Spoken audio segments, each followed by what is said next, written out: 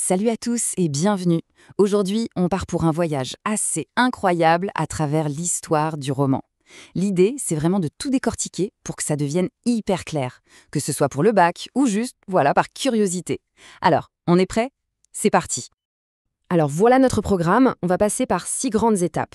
On va commencer à la naissance du roman, vraiment à ses origines, et on va aller jusqu'à sa place dans le monde d'aujourd'hui. Un petit tour d'horizon complet pour avoir toutes les clés en main. Allez, on commence par le commencement. Avant de plonger dans l'histoire, il faut qu'on soit bien d'accord sur ce dont on parle. C'est la question de base finalement. Un roman, qu'est-ce que c'est au juste? On croit tous savoir, mais en réalité, la définition a pas mal bougé avec le temps. Alors, qu'est-ce qu'il y a vraiment derrière ce mot? Alors, ce qui est assez dingue, c'est d'où vient le mot lui-même. Roman, ça vient de langue romane.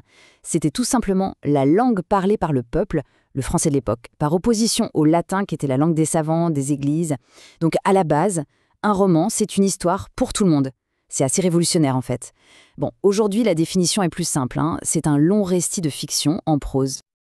Ok, maintenant qu'on a la base, on fait un grand saut dans le passé. Direction le Moyen-Âge, là où tout a commencé. Voilà la grande frise chronologique de la vie du roman. Et là, attention, première surprise.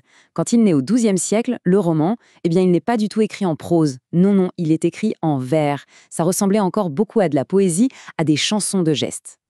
À l'époque, les histoires, c'était quoi? C'était des récits de chevalerie, des grandes aventures, des histoires d'amour.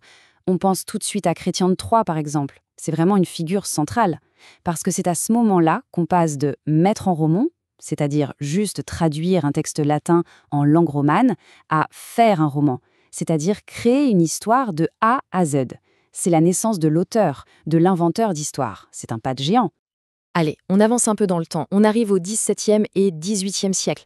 Là, le roman entre dans une sorte d'adolescence. C'est une période pleine de contradictions où il teste des choses, il se cherche un peu une identité.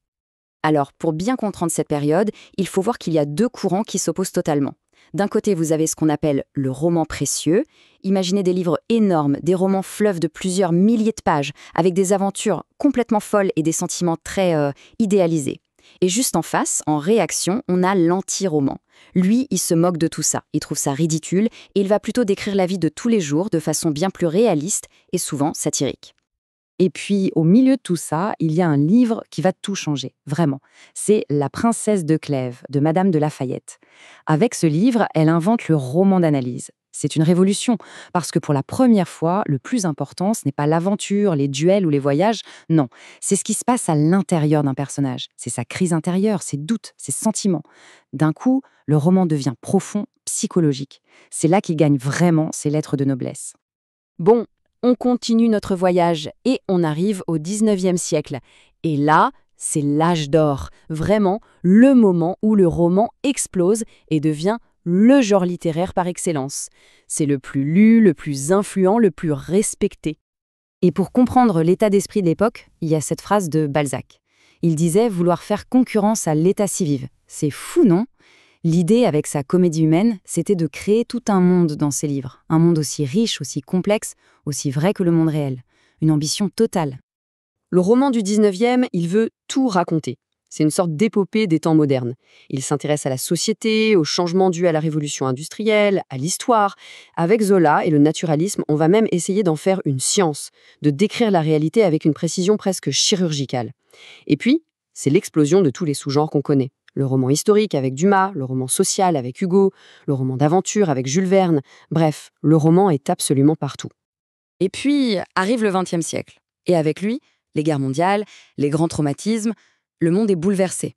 Et le roman, qui est toujours un miroir de son époque, va lui aussi entrer dans une phase de crise, de doute, et il va devoir se réinventer complètement. Au début du siècle, on va encore plus loin dans l'exploration de la conscience humaine. Pensez à Proust, qui passe des milliers de pages à décortiquer la mémoire, les souvenirs.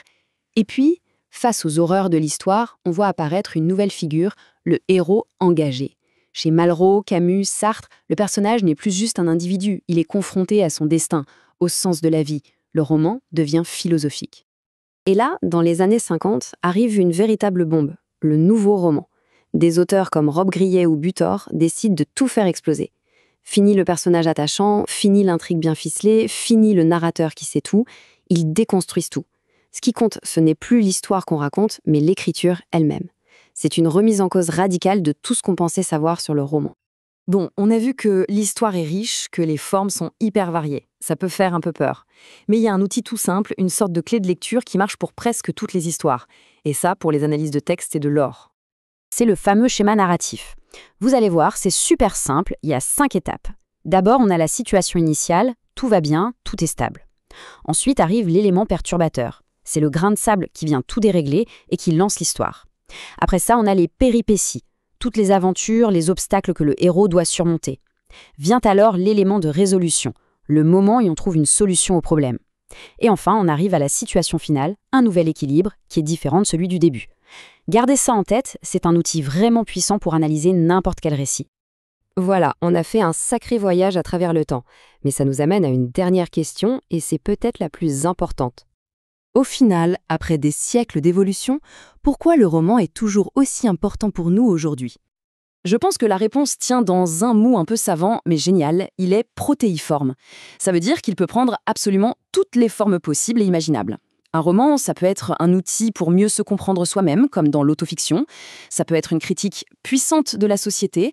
Ça peut nous aider à explorer l'histoire, à comprendre la condition humaine, à donner la parole à ceux qui ne l'ont pas. Et bien sûr, ça reste un moyen fantastique de s'évader, de se divertir, que ce soit avec un bon polar ou un livre de science-fiction. Et voilà, on arrive à la fin de notre parcours. J'aimerais qu'on se quitte avec une dernière question, une question un peu plus personnelle. Quel est le roman qui a changé votre vision du monde? Parce qu'au fond, au-delà de toutes les analyses techniques, le vrai pouvoir du roman, il est là, dans sa capacité à nous bousculer, à nous transformer. Merci beaucoup de m'avoir suivi.